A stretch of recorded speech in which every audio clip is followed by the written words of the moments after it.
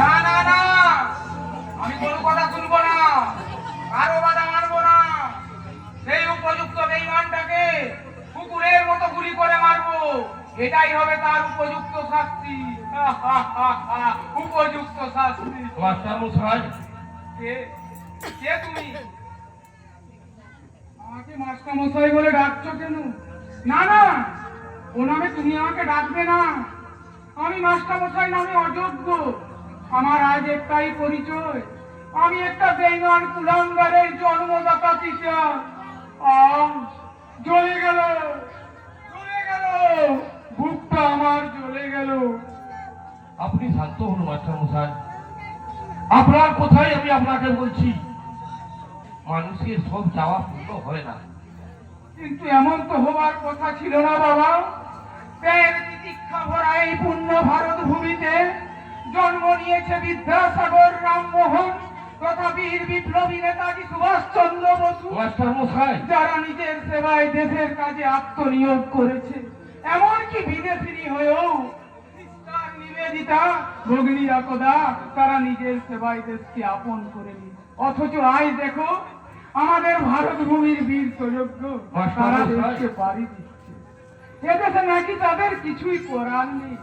ও মনুষ্যত্বের কি চরম অধঃপতন। মাস্টার মশাই, কোথায় হারিয়ে গেল বিবেকানন্দের সেই মহৎ বাণী, জীবে প্রেম করে যেই জন সেই জন সেবিছে উচ্চ। মাস্টার মশাই, কোথায় ভেসে গেল জননী জন্মভূমিশ্চ স্বর্গাদপি গরীয়সী। আপনি নিজের দেশকে যারা ভালোবাসে না, মা মাটি মানুষকে যারা অবজ্ঞা করে, তারা মানুষ নামে অযোগ্য। বিমল আমার ছেলে হয়েও দেশকে তারা প্রতারণা করেছে। ও আমি যদি আগে জানতে পারতাম সেই বেঈমান বড় হয়ে নিজের সুখ ভোগকেই আগে করে দেখবে, তাহলে বাবা আমি ওকে কোনোদিন ডাক্তারি পড়াতাম না, কোনোদিন না, কোনোদিন না। আপনি উত্তেজিত হবেন না মাস্টার মশাই। আমার এই ছোট্ট বুকটার মধ্যে আমি কতখানি যন্ত্রণা লুকিয়ে রেখেছি। শিক্ষক জাতির মেরুদণ্ড, মানুষ গড়ার কারিগর, অথচ আমার রক্ত মাংসের ছেলে সে আমার আশাতে বেঈমানি করে। মিথ্যা মিথ্যা, আমার সারা জীবনের শিক্ষা সম্পূর্ণ মিথ্যা। বলতে পারো বাবা, তুমি বলতে পারো মাস্টার মশাই, পরাজিত মুখটা আমি এখন কোথায় গিয়ে লুকোবো?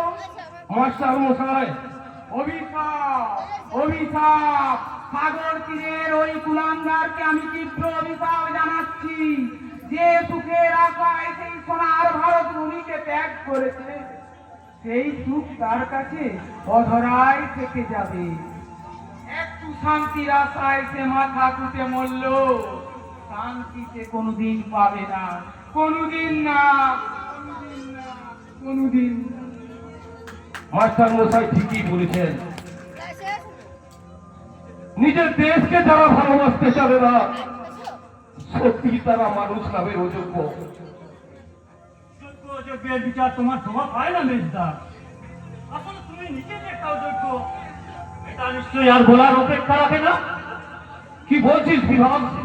ঠিকই বলছি। কতদিন তুমি এমএ পাস করে বসে আছো, অথচ আজ একটা চাকরি করতে পারবে না। অথচ আমি, তোর ভাগ্য সুখশূন্য ভাই, তাই তুই ওসব ভাগ্যের দোহাইতে লাভ নেই মেজদার। আসলে চেষ্টা থাকা চাই। তুই বিশ্বাস কর ভাই, আমার চেষ্টা কি নেই। মিথ্যে বলো না মেজদার। ঠিক মতো চেষ্টা থাকলে তুমি চাকরি এতদিন নিশ্চয়ই পেতে। আসলে ঘরে বসে কেউ খেতে পেলে তার আর কোনো পরিশ্রম করার মানসিকতাই থাকে না। এত বড় কথা তুই আমাকে বলতে পারলি বিভাগ? কেন বলবো না? সত্যি কথা বলে তো আমি ভয় পাই না। না না, ভয় পাবি কেন?